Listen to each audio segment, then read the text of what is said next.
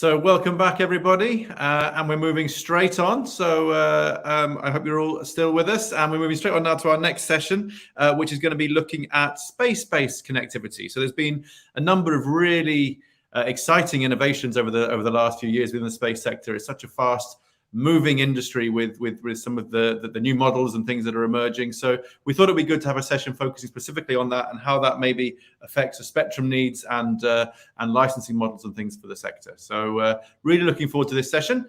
And I would like to now welcome to the stage our moderator, and that's Jerry Oberst from Hogan Lovells. So Jerry, welcome. Great to have you. Thank you, Dan. And yeah, as I said, really looking forward to it. So I will pass over to you to introduce the topics and introduce our panelists. So over to you. All right. Thank you very much, Dan. And I really thank Forum Europe for giving me the opportunity to participate in this panel to focus on the spectrum needs of the space-based connectivity. The program agenda has a rather provocative introduction to this panel. It notes estimates that more satellites will be launched in the next 2 to 3 years than in the last 50 years combined. More satellites, more types of satellites, more frequencies, more orbital planes, more launch capacity. Tom Stroop this morning of the Satellite Industry Association pointed out a massive change. He said there were over 1,400 satellites launched worldwide this year. And to be precise, I asked him, it's 1,444 with more capacity and more service. So it's really a challenging time, as Dan said, for companies and regulators. Now, the program asks, among other matters, for us to discuss the best way forward to assure a future-proof licensing system. With the pace of change I see, I'm not sure we can totally assure that, because just as the satellite field seems to be settled in, new disruptions occur and new services and new issues to be faced. So I'm looking forward very much to hearing our speakers respond to this and the other questions that are in the program agenda. Our speakers are veterans of the satellite field, and each will present their views for about 7 minutes, and then we can open the floor to questions. Let me briefly introduce them by name and title. We'll start with Carl Kensigan, the acting chief of the satellite division within the FCC International Bureau. He'll be followed by Jennifer Manner, who's representing the Satellite Industry Association, and of course also Senior Vice President of Regulatory Affairs at EchoStar Hughes Network Systems. Then we have Margot Deckhart, who's the co-founder and Chief Operating Officer of Link. And then Ruth Pritchard Kelly, Senior Advisor for OneWeb, with the challenge of planning for 650 satellites. With this and all the other challenges we're facing, let's start out with the FCC and hear Carl's views on this topic. Okay, thanks, Jerry. And I'll answer that first question right away. I don't think there is any way to future-proof the licensing process. It is, in fact, something that has to be adjusted in light of the current day, with a little bit of view to the immediate future, the things we really know are right in front of us. As I was thinking about this particular panel, started thinking back to where we were 20 years ago and how different it is now. With respect to geostationary satellites, the situation is similar. It's actually recognizable as compared to where things were 20 years ago. In almost every other area, it's just something that what we're seeing now is something that was almost unimaginable at that time. And I say that knowing that, for example, 20 years ago, the Teledesk system had been proposed, and it was described as unimaginably large, actually, at that time. The number of satellites, 800, now eclipsed by more than double by the Starlink satellites that have been launched. And that number, the 800 number, no longer looks like something that's unimaginably large, obviously. Again, back 20 years ago, the largest constellation at that time was 66 satellites. We now have, I think if you look at where we are today, something like 4 or 5 satellite systems that are operating with more than that number of satellites. There's a little bit of subtlety in how that's calculated. But we've seen sort of this 66 satellite system gradually go down the list, and one of the moving down to 5th or 6th place. And I think the other developments over the last 2 decades, we now have an operational communication system in medium Earth orbit. We have tremendous growth in the remote sensing satellite area and all the spectrum needs that go with that. You know, we were looking at maybe a handful of satellites operating, commercial satellites operating for remote sensing 20 years ago. Today, 2 of the largest constellations are doing some form of remote sensing, with more on the way. And I think something like half a dozen FCC licenses alone for remote sensing systems, so just the US-based systems. So really a substantial change in the scope, scale of operations. And really a lot of that has happened in the last 5 years. Sort of the most noticeable, I would guess, at least for me, events have been in the last 5 years, with the emergence of smaller satellites, higher launch rates, larger numbers of satellites deployed per launch, and so on. That has presented some challenges for our licensing process, and I just note a couple of them.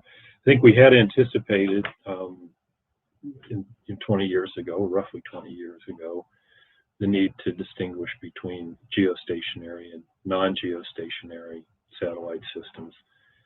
I think one of the things we didn't anticipate was actually the number of remote sensing type satellites, systems that are not there to communicate with every point on the Earth all the time, but instead are interested in using a limited number of Earth stations, half a dozen or so, for data download purposes. And it's a very different spectrum footprint than the sort of classic telecom satellite constellation. So that was something that was adjusted for in some individual cases over time to address those types of systems through waivers and of some of the processing round rules. I think we also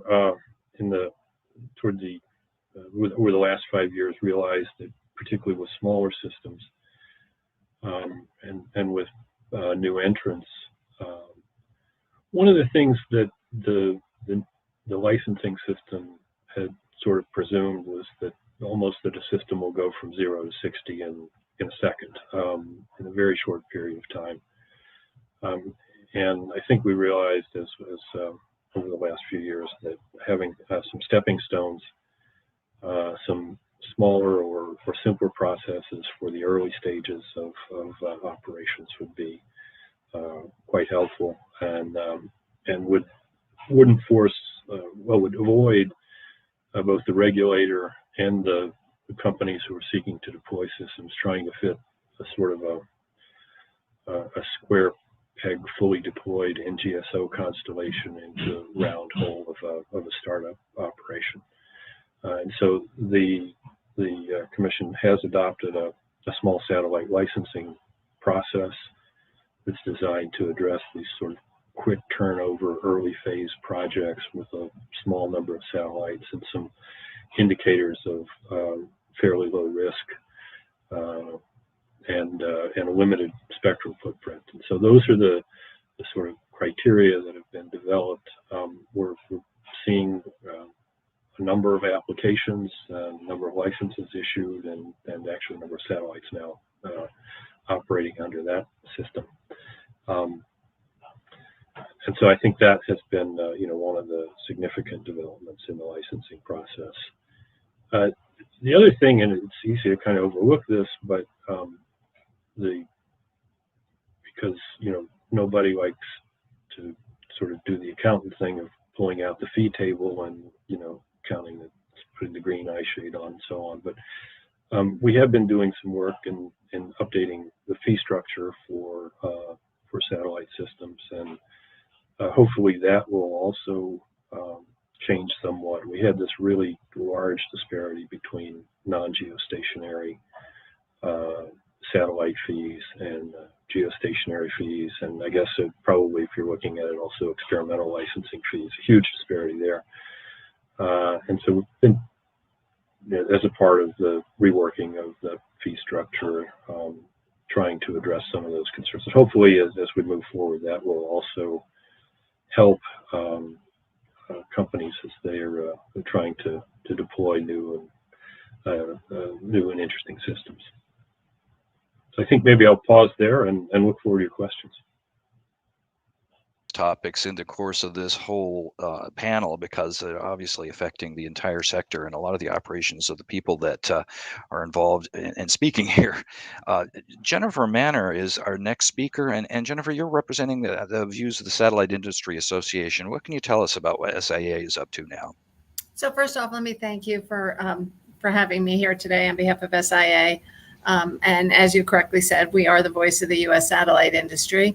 And as such, it's important to remember that our members include satellite operators in a range of orbits, whether it's LEO, MEO, GEO, and who knows what else, as well as launch providers and manufacturers. So as such, I would say when we think of this, we really look forward to our growing multi-orbit world of satellite communications to meet the requirement of users in the United States and, of course, globally. And we support a wide range of important uses, whether it's satellite broadband to 5G to IoT to remote sensing to so much more. But when we look at this and when we think about what do we need as an industry to be successful and to meet the needs of consumers across the US and the globe and the Americas, is we need access to spectrum, number one, and we need a certain and transparent regulatory environment. And this would include clear licensing rules, timely action on license applications, and predictable and long-term access to the spectrum resource. When we think of satellite operators, we have been and will continue to be very good shepherds of the spectrum resource. Today, GSO and non-geostationary orbit operators all share the spectrum through the coordination process. In addition, we've been successfully able to share with the fixed wireless networks. But I would like to point out that not all spectrum-based services or operators are quite as good shepherds. And let me turn to the terrestrial mobile industry, for instance, which continues to demand exclusive spectrum. And when sharing is enabled, it requires the imposition of constraints on operation of other services, such as satellites, which really can extremely limit our use. And let me give you an example, and that's what's happened at 27.5 to 28.35 in the Ka band, a band that's traditionally been available for satellite sharing with the fixed service, and where satellite broadband has really grown and blossomed. And I see a lot of the growth that we've seen, which Carl talks about Teledesk, who I used to represent years ago, but all of that really came out of the early development of the Ka band, and today is where a majority of commercial communication satellite operators for broadband certainly do operate. So this was such an important band for the satellite industry that when the FCC started to explore making portions of the Ka band available for terrestrial 5G, the satellite industry was quite upset. But globally, when the FCC moved this to the WRC, it was resoundingly rejected because there was a recognition of the need of this important spectrum for the satellite industry. But despite this action, the FCC, coming back from Work 15, did make portions of the Ka band available for 5G. They made a determination that that was more important use of the spectrum. And unfortunately, that's at the expense of the satellite industry. And what the FCC did was they imposed, and I'll put them in quote, sharing rules that are extremely constraining on the operation of Ka band, which is now shared with UMFUs. It has limits. For instance, we can only use the spectrum for gateways, and we can only use the spectrum in certain very rural and remote areas of the country. And one of the big concerns is, as we continue to grow in use and importance we have to have access to spectrum such as in the Ka band on a long-term and predictable basis. And what this means is that governments must look at the use of spectrum on a technology neutral basis. And this requires an appropriate balance to be struck that ensures all technology have access to the spectrum they require. That doesn't mean equal, but it certainly requires a consideration of the needs of the different technologies to meet users' requirements. And similarly, with the industry in such a dynamic place, it's critical that regulators are appropriately resourced to be able to act on pending applications at a reasonable pace, or it could negatively impact the ability to meet user demands. And I'm going to pull out one statistic. I understand that there's over 600 pending STA, Special Temporary Authority, applications for satellite earth stations at the FCC. My personal view, and I think our view, is that the amount of STAs would be dramatically decreased if the FCC was resourced and able to act on a more expedited manner on long-term authorizations. And this is why you'll see us in the United States and in the Americas and across the globe really advancing more streamlined rules for licensing. And a good example of this I'd like to turn to is the focus that the Satellite Industry Association and the industry in general has taken in Latin America on blanket licensing for VSATs, and at the FCC for reducing unnecessary technical information being submitted, which enables a more efficient process. In our multi-orbit world, it's really critical that the satellite industry has access to the required spectrum on a long-term basis and clear and predictable licensing rules. And one of the things we really look forward to working with Carl and the FCC and policymakers around the globe is making sure that satellite networks in all orbits have access to the spectrum they need, and that there's rules governing satellite licensing and operations that are predictable and clear. And I very much look forward to the question. So thank you very much, Jerry. Very interesting. And I have a soft spot in my heart for the Satellite Industry Association from working with it for so long. Our next speaker is Margot Deckhart. And one of the things that interested me, Margot, from the material on the Link website is how, a year and a half ago, you successfully sent text messages from a satellite in space to an unmodified mobile phone on Earth. I'm really interested to hear what you have to say about Link's experiences and about the perspective and views of the company. Thank you, Jerry. Thanks for the opportunity to share Link's story. And before I start with Link's story, I kind of like to start by framing the problem. So what is the problem? Many people think that the problem is the lack of people's access to a 5G network. But Link feels that's like not seeing the forest through the trees. And we feel that the real problem is 0G, or the lack of global, ubiquitous, affordable coverage. And Link is really a simple solution to that problem, because we know coverage gaps exist. We know that natural and man-made disasters take down terrestrial cellular networks. And we know that if you live and work in the last mile, you reside in a space where building and operating terrestrial towers is not affordable for the MNO, and they just aren't going to do it because there's not enough market share there. So how is Link a simple solution for this problem? Because we basically take a terrestrial cell tower and we move it onto our low Earth orbiting small satellites. We've patented the technology to compensate for the Doppler shift, because now the cell tower is moving relative to you, and for the extended time range delay, because instead of being 470 kilometers from your, or 20 kilometers from your cell tower, now you're 470 kilometers. And by solving for these two parameters, we've turned that unmodified cell phone in your pocket into a device that can be globally connected. So that's what differentiates Link from any other satellite offering. So as Jerry, as you mentioned, last year, we actually proved out one-to-many communications with our satellite in orbit by successfully testing emergency cell broadcasts in the Falkland Islands. And just this September, we actually demonstrated or solved the uplink challenge by connecting phones on the ground to our satellite in orbit. So this is a very exciting time for Link, because we are proving out that you can connect direct to that unmodified cell phone in your pocket. In fact, we've registered hundreds of phones in the United States, the United Kingdom, and the Bahamas.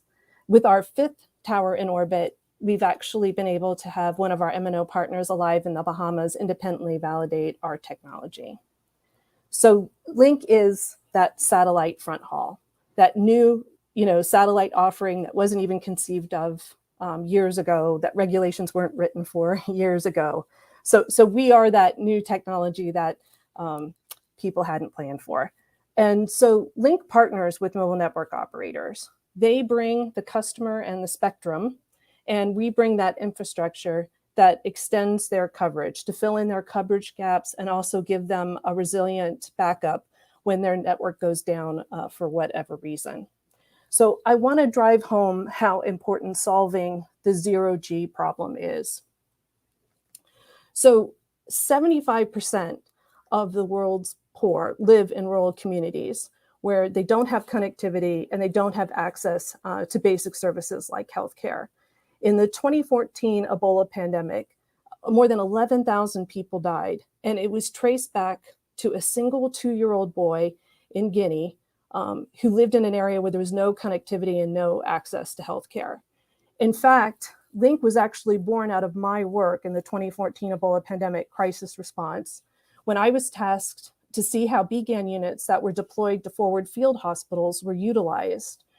So these units were deployed in Sierra Leone and Liberia, and I noticed that many of them were only ever these VideoSat terminals that took months to deploy and months to train, were either never turned on or they were only turned on to text from. So if you think about all the information that can be contained in a text, whether it's infection rates, fatalities, or requests for supply, so you realize how critical it could be to the rapid deployment of equipment and personnel to respond to these disasters. So I said to my fellow co-founders, Charles Miller and Ty Spidell, if we can just text from an unmodified cell phone to a satellite, we can save lives. And Ty built, designed and is building, an exquisite satellite architecture that not only texts, but put us on a path to broadband where we're going to deliver 2G, 4G, 5G, and NB-IoT. And Charles realized that we had not only a sustainable, but a very profitable business. So when you think, we're all living in this global pandemic, it's no longer in the history books for us. But really, being able to future-proof against the next pandemic requires us to build a resilient future. And part of that resilient future is the connectivity piece, and an affordable connectivity piece. And that's what Link gives to our MNO partners and to the customer that they serve and we jointly serve. So in the future, we want to give that end user that affordable global connectivity. We think the MNO partner deserves an affordable way to meet their rural connectivity mandates and their resiliency challenges. And we feel that satellite solutions, especially Link, are part of that resilient future. And so I look forward to having a discussion and a dialogue with the audience and with the panel. Thank you, Jerry. Go very much. I think that Link has very honorable goals, and future-proofing against the next pandemic seems to be a very large goal. Now, I'm looking at my phone here, and I'm trying to figure out where's the app I can get this system. But I guess will it be rolled out in the U.S. anytime frequently and soon? That's a very good question. So we will be rolling out commercial service next year. It will be international and it will be intermittent because it'll be with the first 10 satellites in the constellation. You don't require an app to use the service. It actually goes directly, the initial service will be just texting, and it'll go straight to your SMS feature on your phone. And it will also actually support apps. Link actually was funded by the UK Space Agency to build a critical weather information app called Linkcast, which we field tested with 46 farmers in Kenya.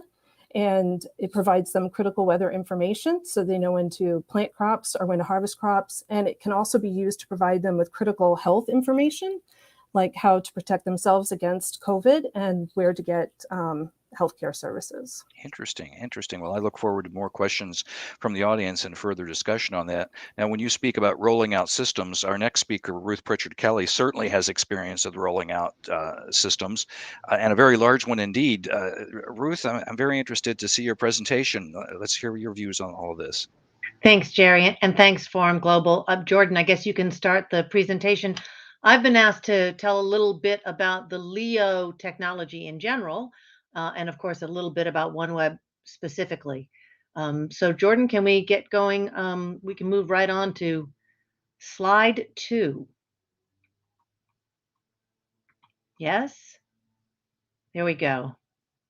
Moving on. So on this slide, it's just a nice visual to show the different satellite technologies, right? The word satellite no longer means one type of technology.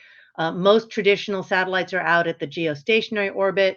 O3b was groundbreaking with a medium Earth orbit, and now Starlink and OneWeb and the Chinese and Amazon are looking at really the low Earth orbits. Where the connectivity, the round trip latency and delay is no worse than a transoceanic fiber cable, right? These are well under 100 milliseconds. Most are pushing to be under 50 milliseconds. They're 4G quality connections. They just happen to be in outer space. Next slide, please.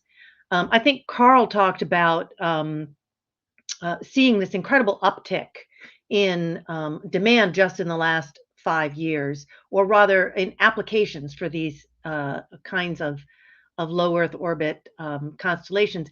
And it's because it's been matched with an uptick in demand, right? So everybody knows, everyone has their own personal mobile device. So personal mobility combined with the rise in the internet and two-way applications that we do every day, whether it's checking your bank account or having a webinar or watching a movie or doing email, the demand has been exponential. And at the same time, the supply costs have come down, right? So the satellite manufacturing is now being done on assembly lines, like the Ford car of 100 years ago, right? It used to take 1 year to build by hand a bespoke geostationary satellite. Now these factories are making a satellite a day, if not 2 or 3 if they run 24/7. And the launch vehicles have also progressed incredibly. So the traditional vehicles are now able to handle 20 or 40 satellites at a time. And of course, entirely new launchers are coming on the market as well. So the combination of the rise in demand and the decrease in supply costs, and now everybody is suggesting LEOs.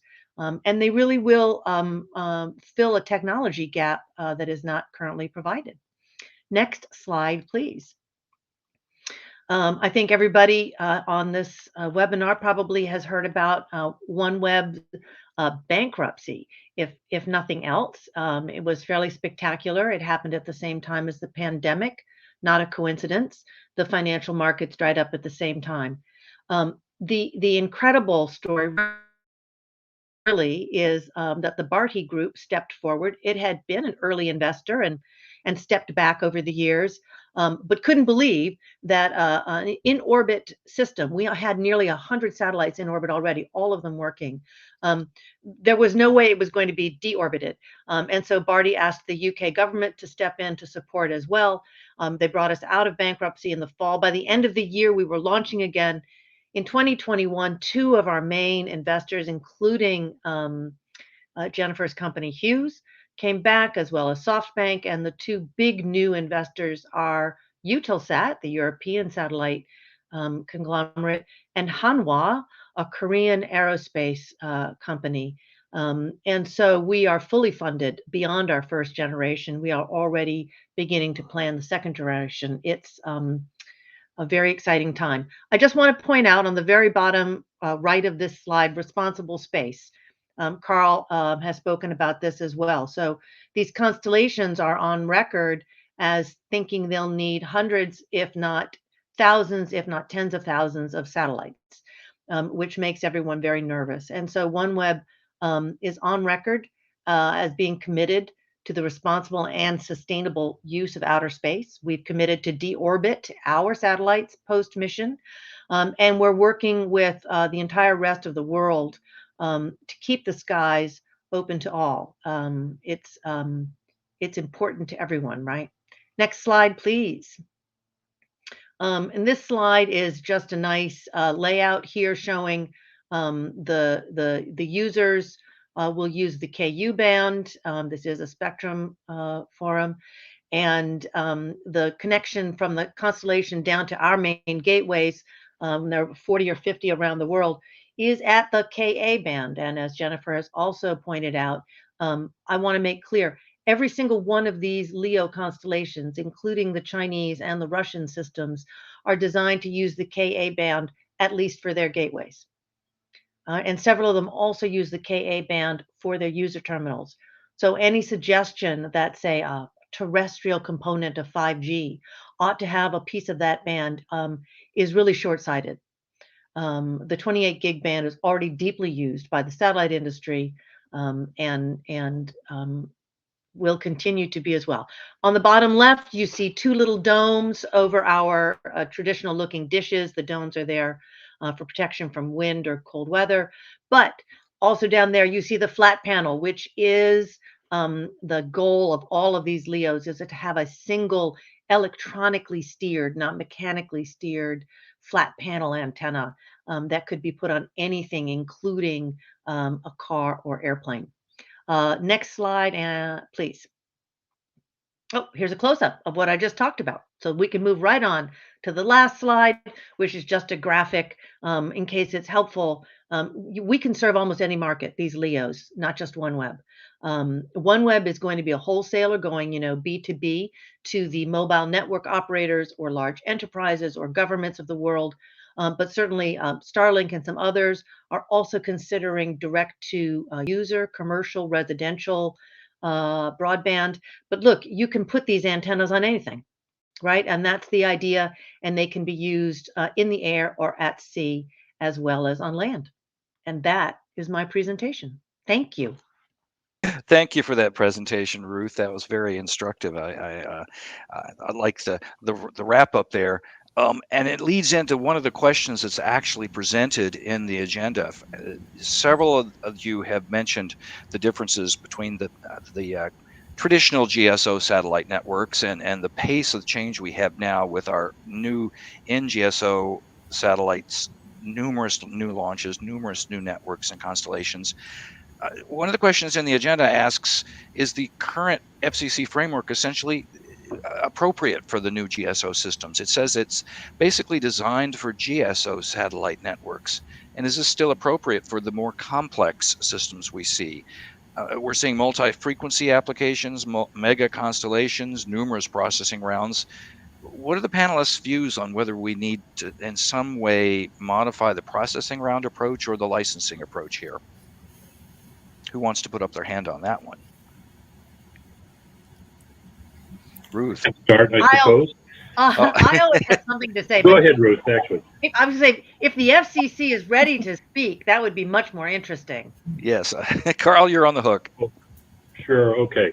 So, the FCC, at least, the approach to the FCC for geostationary satellites has been a first-come, first-served process now for, I think, coming up on 16, 17 years. There was a rulemaking in the early 2000s where that approach was adopted for geostationary satellites. And then for non-geostationary satellites, this processing round approach that Jerry mentioned, which is essentially when you receive an application for a system, there's a deadline established for other systems that would use the same frequency bands, and then they're considered essentially together as a group in some way. And there are a set of rules that were developed for that in the early 2000s. They were adjusted somewhat in the last 5 years as a result of the different constellations. And we actually now have several requests for rulemaking to make some refinements to that particular process as well. So those are under consideration. So that is one area, but I would also say the other area that where we already have adjusted away in some way from processing rounds is in the small satellite licensing process, which is not a processing round approach. It's a different approach where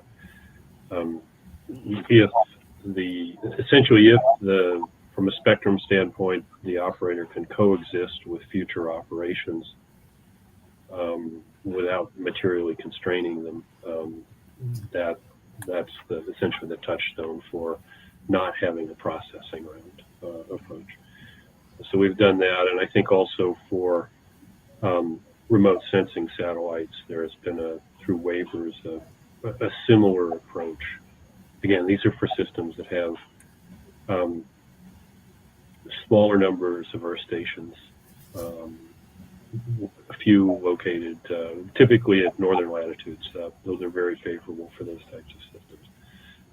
And so that's sort of a third track as well that's been developed. So I think, there are a range of questions about how the licensing approach should be adjusted. I think probably fine-tuning in every single one of those areas will be possible. And certainly as we see new fact patterns and new systems emerging, it'll be important to maintain some flexibility for that. Thank you, Carl. Ruth, you put your hand up also. And it's not just the FCC, but the ITU is struggling with this as well. And one of the issues is none of the NGSOs are the same as the others, right? Each one is a unique architecture. And if being GSO is the standard and everything else is just not GSO, there are an almost infinite number of architectures you can have. And this is almost insurmountably difficult to assess. And also, again, at the ITU, these systems tend to overfile, shall we say, 48,000, 42,000 satellites, really? But that's because in the coordination with all the other satellites, again, we're all sharing the same spectrum, you horse trade. All right, I'll give up this plane or this altitude or these 1,000 satellites. If you give up those 1,000 satellites, and suddenly you're down to a more realistic number, but none of the non-geostationary satellites has completed fully a coordination with the other one, because none of us is operational yet either, and we're all still looking for customers and our business needs. And some of them, not OneWeb, but some of the others are still looking for funding. And if you give away something in coordination, it makes it look like you have less of an asset. So can a processing round assess 6 or 8 or 11 different architectures? I mean, I think it's incredibly hard, and I'm not sure of the answer, but I definitely recognize that this has probably been a real struggle, not just at the FCC, but with regulators around the world. Jennifer, does SIA have any perspective on this, or Yeah, I don't think. I mean, I have a personal view, but I don't think SIA has a view. So, SIA has not discussed this at length yet, so we don't have an industry viewpoint on this. But I will say, just to build on Ruth's processing round, I was involved in when I was 3, I was involved in the processing rounds for Teledesk. And I think Carl may have been involved a little bit. No, you were in the media bureau then, so maybe not. But going back to Ruth, then there were other NGSOs also coming in, GSOs, and the processing round just couldn't. And that was when we're talking, and it was actually 840 satellites, Carl, sorry. But you had multiple, you had a TRW system, you had an Odyssey, you had this system, you had that system, and we had the exact same problem. So I think it's a perplexing problem. And maybe as we, end up with artificial intelligence and other things, there may be other ways that we can address this. But I agree with what Ruth and Carl said. It's a very vexing issue, and one that's just going to have to be nipped as we develop. Jennifer, I was working on the Teledesk matters when I was aged 4, so I understand all that background as well. Margot, did you want to mention something? And how does this whole structure affect Link's architecture? Well, from Link's perspective, and maybe kind of bringing in and representing other entrepreneurs and other startups, the Smallsat licensing authorization allows, if you have a service where you can provide that service commercially with just one satellite, by rolling out, it's capped at 10 satellites, but by rolling out your initial commercial service, you demonstrate to regulators, in our case, because we're a global offering, worldwide, how you can use cellular bands from space or whatever your technology is from space, how you coordinate it or play well with others, and how you can operate on a non-interference basis. So when we give our regulators, like the FCC, an innovative tool so that they can license startups in a cost-effective manner, Link only paid $30,000 to submit that application, and the fee has actually gone down to like $2,175 as soon as the adoption is complete. This really allows and spurs innovation and American companies to be able to use their regulator and carry the flag of the United States. And so I think Link was very fortunate that we came into being and came into the licensing process when this innovative product was available. I encourage our regulators and our government to create more innovative products like this that the FCC can utilize. And it really allows startups to implement a crawl, walk, run strategy, where they move past the experimental authorizations at OET, into a commercial licensing format where you're only 10 satellites in, so that you can demonstrate that, as Ruth mentioned, one, that you're a responsible global citizen, that you've put a system up that has addressed orbital debris and playing well with others, coordinating.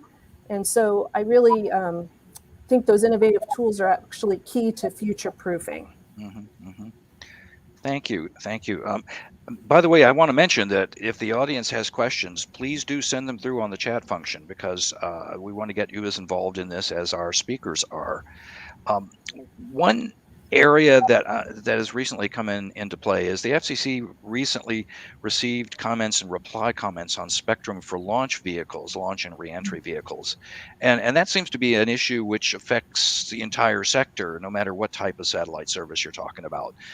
Do you have any views on that? Are there any company or agency views on where this is going, what changes we need, what types of approaches should be adopted?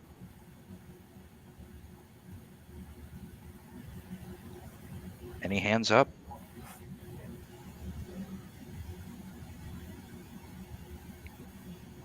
Sorry, maybe I can kick off. I don't know that I have agency views to share with you, but maybe some observations about the proceeding and why it was initiated, and sort of a little bit of the lay of the land for that proceeding.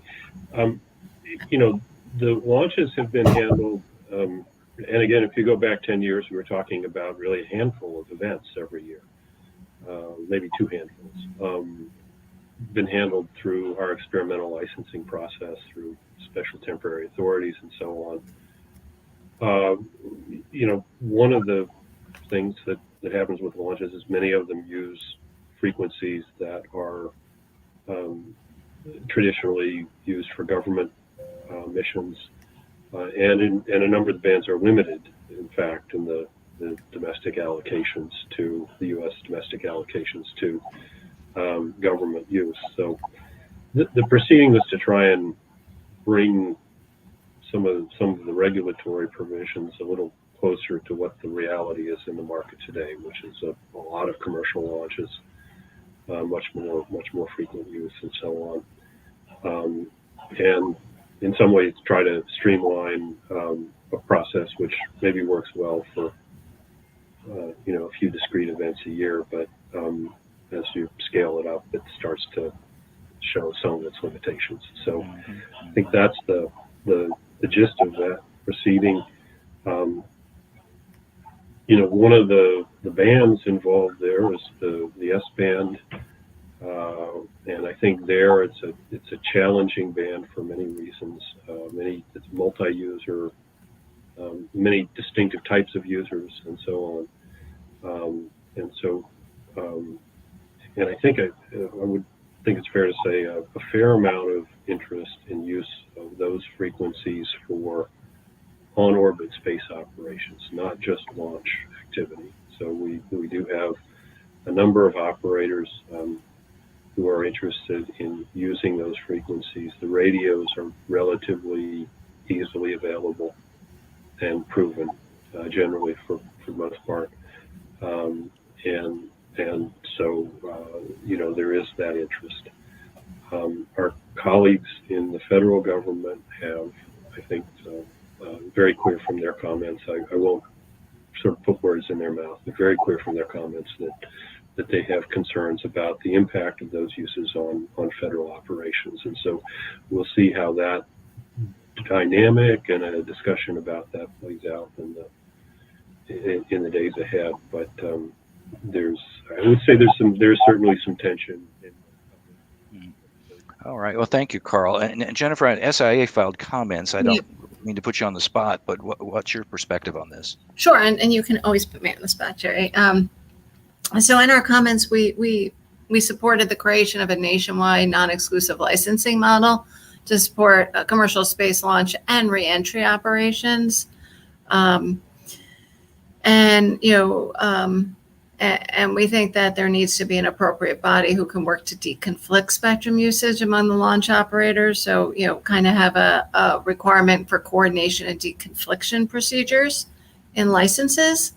And we actually did support use of entire bands, which were being considered, including, and I take to heart what Carl said about the federal government, but from an industry perspective, we are supportive of 2200 to 2290, 420 to 430, and 2025 to 210, rather than limiting launch operators to specific subbands. We really agreed with the FCC that a 10-year license would be reasonable, but we don't agree with the FCC's proposed use of a competitive bid to award launch spectrum. We actually view that as unlawful, and we also we don't believe that the FCC launch and reentry process should impose licensing and coordination obligations involving the ITU and extraterritorial jurisdiction. So those are kind of our big roles. But I think, and I was actually in OET and was responsible for this item when it started.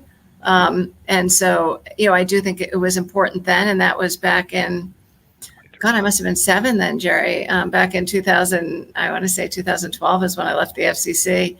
So it's been going on for a while. So I think from an industry perspective, this is very, very important. And we look forward to working with the FCC and the federal government on this and other related issues. Thank you, Jennifer. Appreciate that. Ruth, Margot, any comments or any questions on that? I would just like to add that none of us get to space without a launch vehicle. Right. And just like you can't future-proof exactly how everybody's going to share spectrum, you can't really be short-sighted about the future use of launch vehicles. We've recently seen billionaires going to space. There will be commercial platforms in space for tourists to visit. I know personally that Link has to coordinate some of our spectrum when vehicles visit the International Space Station. This is, again, harkens back to what Ruth mentioned, responsible use of a shared asset. So we're all very fortunate on this panel, the satellite providers, and that we get to provide a service globally. Mm-hmm. So I would just say that from a satellite operator's perspective, we want to make sure that whatever's put forward does not constrain the launch providers, that it's really them not being overly burdened as well, so that we should really come together and have a dialogue and perhaps, go into our regulator together with an agreed upon solution is probably the best path forward before regulations are superimposed on both Okay. industries. That makes sense. We have about 10 minutes left, so I'm going to pose a question that we can all answer in 2 minutes, I'm sure, and that is, what is the future of the satellite sector going to look like?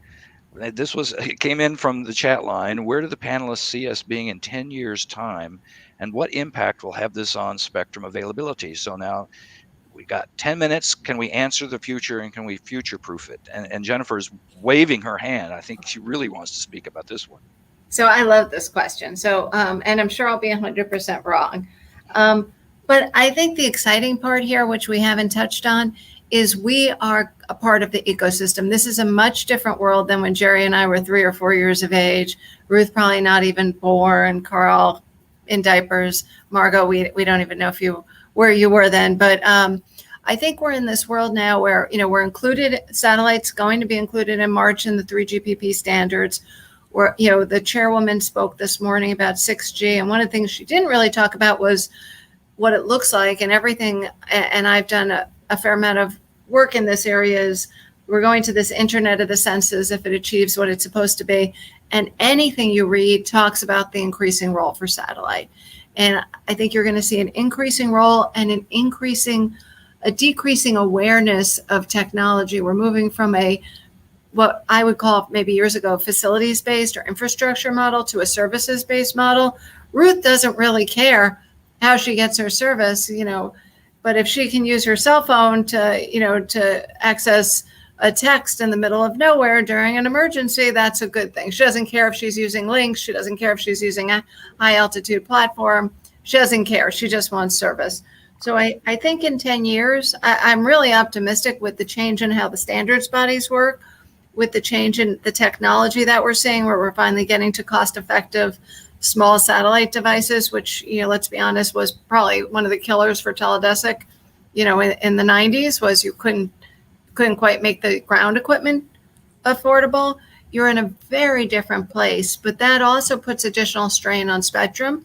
And that's why, do I really believe we're going to be operating in the terahertz? I'm still really waiting for people to operate, above 70, 80, 90, that sort of range, right? We're only just getting in the satellite industry to the 40, 50 gigahertz range. But we do know optical is going to be an increasing part.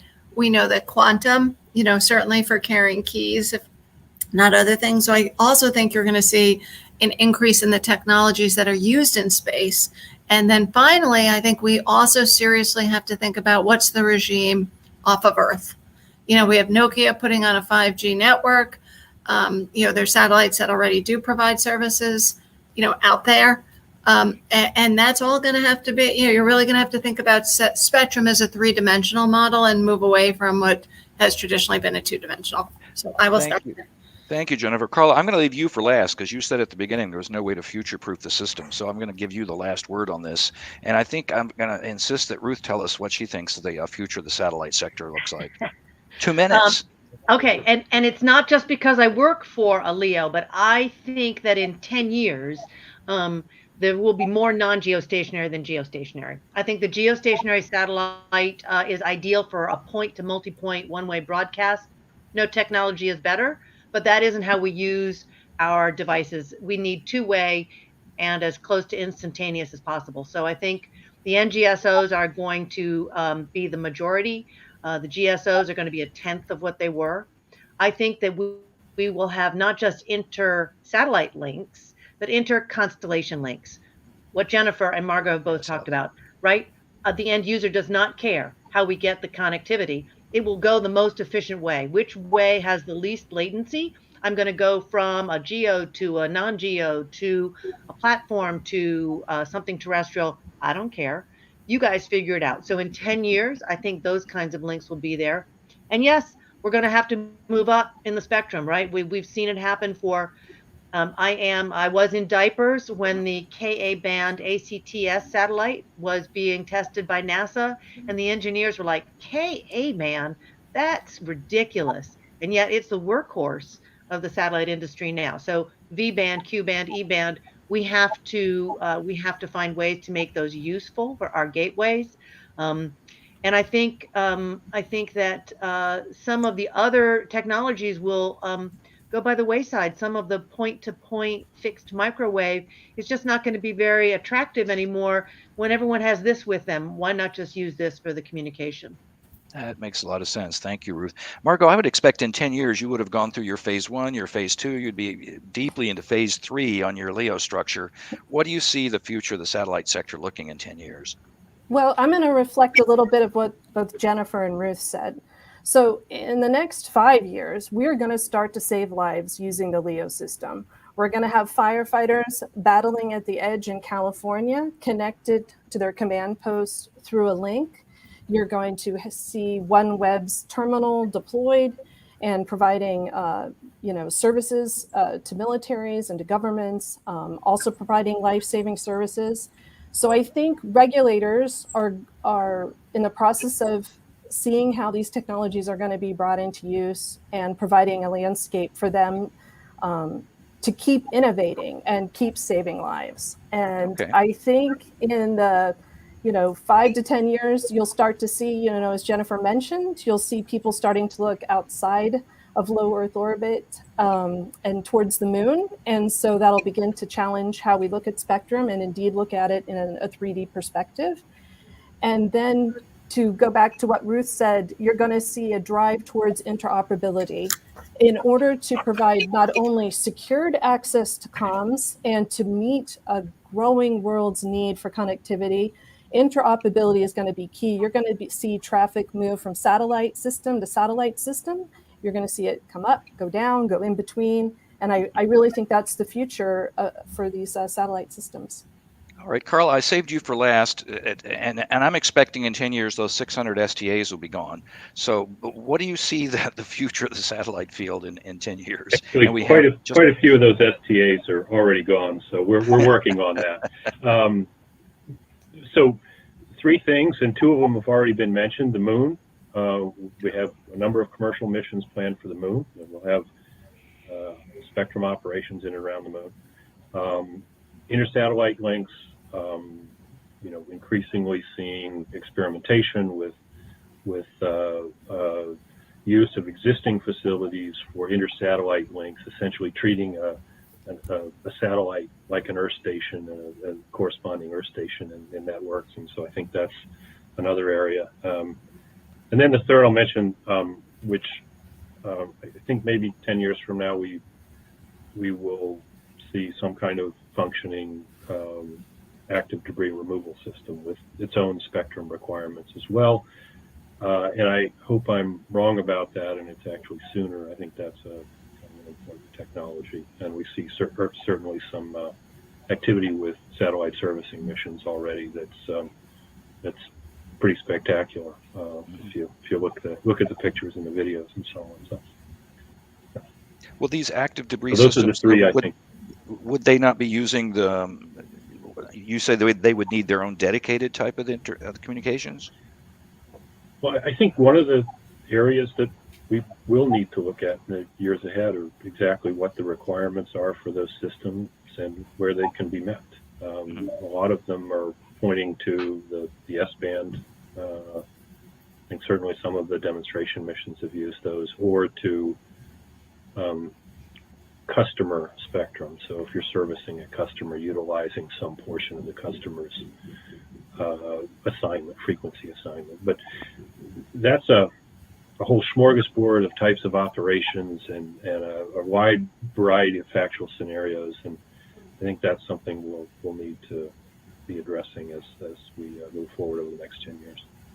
Well, I think those parting comments give us a real view on how exciting the sector is going to be. And as we grow up, Jennifer, maybe we can get involved in these other applications and processes and systems as well.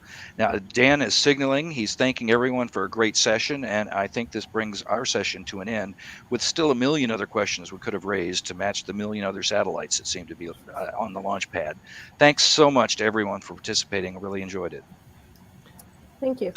Thank you, Jerry, and I'd like to echo that and say a big thank you to Ruth, to Jennifer, to Carl, and to Margot, and of course, Jerry, to yourself as well for expertly moderating that session. So thank you all very much. Yeah, as you say, Jerry, we could have carried on for a lot longer, but yeah, unfortunately, Time is up. We're trying to fit too much in. So, but thank you all very much. Fantastic session. Really do appreciate that. Thank you. Yeah. Bye-bye. Thank you. So we now have a short break. We have about 20 minutes or so as a quick break, and then we're back for the last two sessions of the day. The last two sessions are going to be focusing specifically on universal access. As part of that, we have a first session that's going to be looking at RDOF. And then following RDOF, we have a session that's then going to be focusing more broadly on delivering affordable and universal broadband across the US, Canada, and across the wider region. So that's going to be starting here in around about 20 minutes or so. But for now, once again, thank you to Jerry. Thank you to all of our panelists for that last session. Please feel free to go and stretch your legs and maybe grab a cup of tea or coffee and be back here at the main stage in 20 minutes time for our last two sessions of the day. Thank you very much, everyone, and I'll see you again shortly.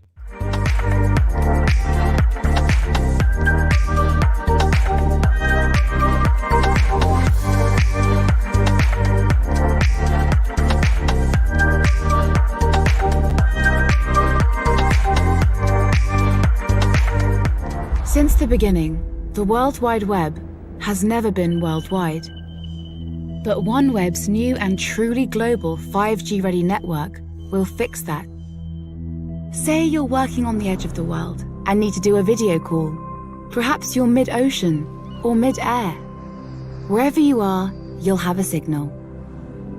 OneWeb will connect your device through a customized terminal that can be as small as a briefcase and just as compact. Whatever your location, the terminal encrypts your data and sends it at high speed to our satellite fleet passing overhead. These spacecraft are radically innovative, built in our own factory at 1/50th the traditional time and cost, shrunk to the size of a washing machine, yet engineered to deliver powerful throughput. Month by month, we're growing our satellite fleet, and soon we'll have not only the global spectrum rights, but the network reach to deliver truly worldwide coverage. And here's the revolutionary part. The fleet will be in low Earth orbit, 30 times closer to Earth than geostationary satellites. This gives you a stable, real-time connection with no interruption or annoyingly lag. What's more, our fleet always keeps moving, orbiting in a constellation design that creates seamless coverage. Each satellite uses a set of beams to cover an area the size of Alaska. Terrain is no obstacle. From its flight path and pattern, our fleet can always find your signal, so we can get you online from even the trickiest locations, with look angles that geo-satellite broadband simply can't deliver. We maintain high-grade system resilience from 2 ops centers using state-of-the-art ops concepts. Cloud architecture gives us powerful scalability and control remotely. For example, we can remove satellites at the end of their service life, so that the only trace we'll leave in space is on your screen right now. Now back to that video call of yours. We beam your data back down to Earth to our nearest satellite network portal. Then via one of our point of presence gateways, positioned in secure locations trusted by global providers, it re-enters the web. The journey you've just watched takes, at most, 1/10 of a second. And there they are. Your video call is good to start, whether with colleagues or your family back home. So you need never be out of signal or out of mind. OneWeb will connect you from unconnectable locations and keep you productive on the move. It'll be a breakthrough year when OneWeb technology creates real human progress, connecting everywhere for everyone.